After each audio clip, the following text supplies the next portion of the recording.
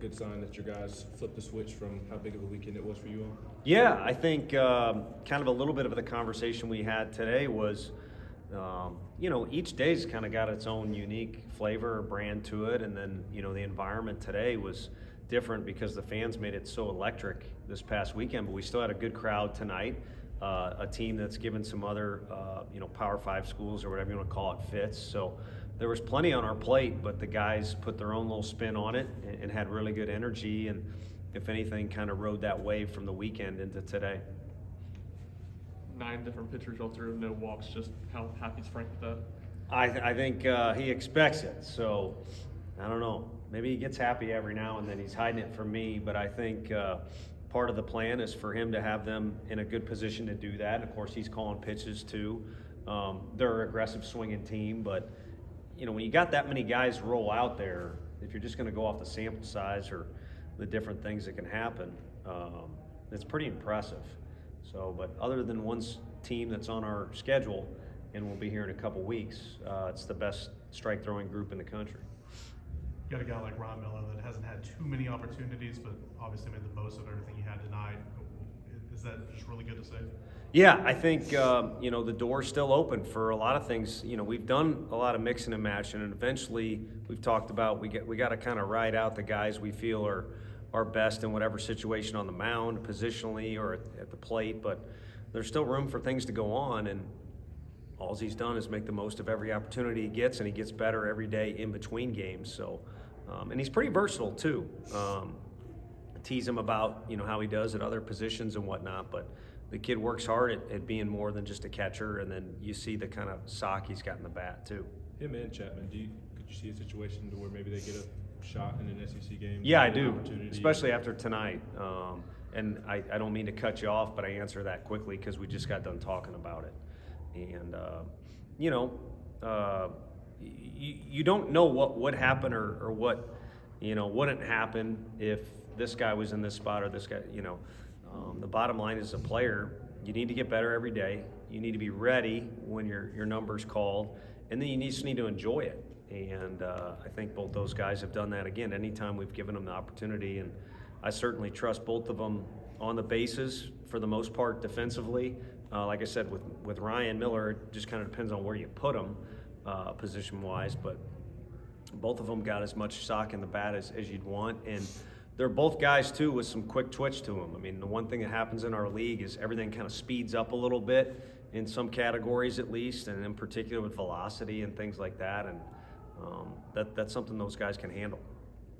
What has led to more Cal starts behind the plate over the past couple weekends? Yeah, I mean, I think really those three guys are equal in a lot of categories, and then there's one category where you'd rank somebody separate from the others. But if you're just going to go with the overall vibe, he's given us a lot of energy and enthusiasm back there, and he's done a good job of just kind of managing situations, whether it be a defensive play or getting a pitcher to work with him in sync. So it's just been a good vibe, to be honest with you. And he's got the capability too of running one out of the park or just get on base by hit by pitch. A versatile hitter. I mean, I don't think he isn't capable of doing anything you could come up with offensively, but the main thing is behind the plate, just kind of the overall vibe. Might y'all decide to bring CMO in the middle of the game and not start him? Just kind of, something that stems maybe from,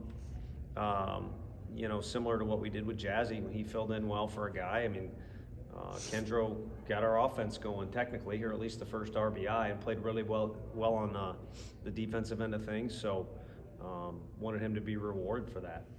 And, I think, too, as we get into these midweek games, you got to be on the hunt for as many wins as you can, in particular this time of year. But we also kind of sit up in the office and figure out, well, if Plan A happens, how would we kind of want to manage guys? How confident are you that the way this team's played the past few games will carry into this next weekend?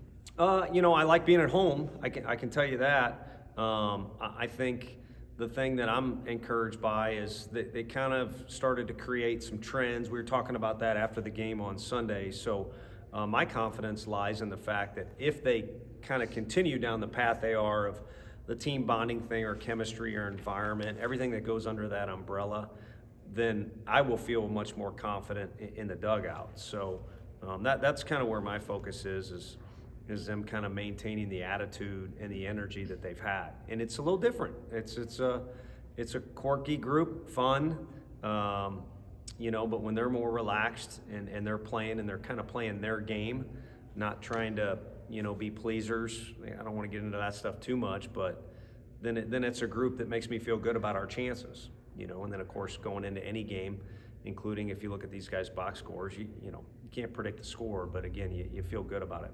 First Thursday series for your new look rotation, will those guys shift up a day? Yeah, I believe so. Lindsey, 2 weeks in a row now, could have went longer. And then the other two guys, it was nice that they got to 100 pitches, I believe, for the first time this year. So you could say on one hand, they got to 100 pitches, are they good to whatever. Well, 1 day is not that big of a difference on the short rest, but in particular, those two guys, probably all of our pitchers, to be honest with you, Kirby's had a ton of appearances, but not a lot of output on the inning. There's probably a lot of guys that are looking at me saying, give me more. So I like the fact that all those guys should be ready and fresh and eager to pitch at home. Like I said, it's kind of a rare deal. We've only opened up at home in SEC play once of the last 7 years. So to be at home at any time makes us feel good, but back-to-back weekends, which is odd. We're glad it popped up this year. Do you like that it's kind of an earlier series this week because of the way you're playing right now? Yeah, I hadn't given it much thought, but I think this time of year, you want to just keep playing. It's, practice is going to be involved, and you do need to make adjustments and things like that, and school is still going on, but you eventually kind of get to this part of the year where it's all about the games, and the weather gets good, and the competition is great, and the distractions or the things you got to handle off the field start to disseminate a little bit. So, it makes sense, the point you make, but overall, I think the guys are going to be eager no matter what day it is just to play ball.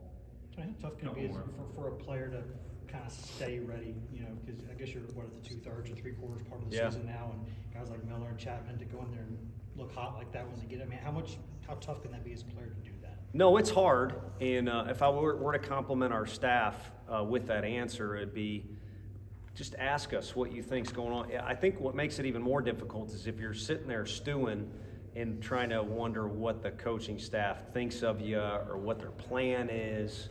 And a lot of times the answers are much more simple than maybe you create in your head. So it shouldn't be a challenge to get better every day, because if you really enjoy doing this, then you're going to be eager to do that. But to get better with in mind what you're saying, to be ready for your chance and sit and be patient at times, that's a real challenge.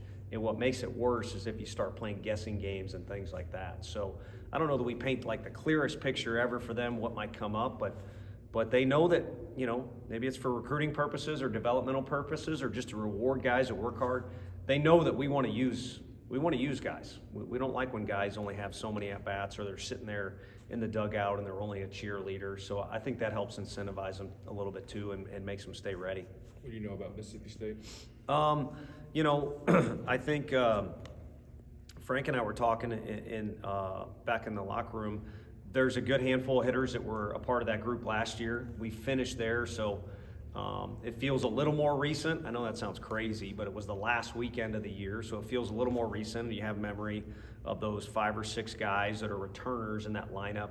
I do know they play a handful of young guys too, though, a good amount. So it'll be interesting to size up that position size group. And then, you got the pitcher, ambidextrous pitcher. Glad I didn't say amphibious. Ambidextrous pitcher and, some other guys too that we know from the recruiting grounds. It's a school that we run into, really all the SEC schools, but, that we run into often. So a lot of these names, when you go back over the roster of the scouting report, it pops back into your head and you know a little bit about them from that stuff. Do you think guys maintain that kind of fun attitude if maybe you get rattled on a Thursday night? Let's stay positive around here, man. But no, you death and taxes and then SEC play, adversity, that's coming.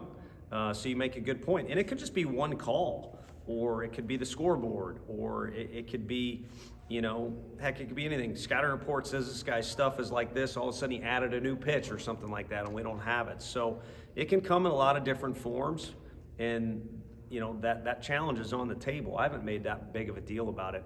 I think we're deep enough into the year, and we've kind of taken enough blows or had enough adversity that they know it. That the challenge is, can you maintain a good energy and, you know, ride that wave a little bit, like I said, when it's going well, and when it's not, can you take a deep breath or just help your teammate, whatever you got to do to steer the ship so it's going, you know, back on the course that you want it to. Thanks, Coach.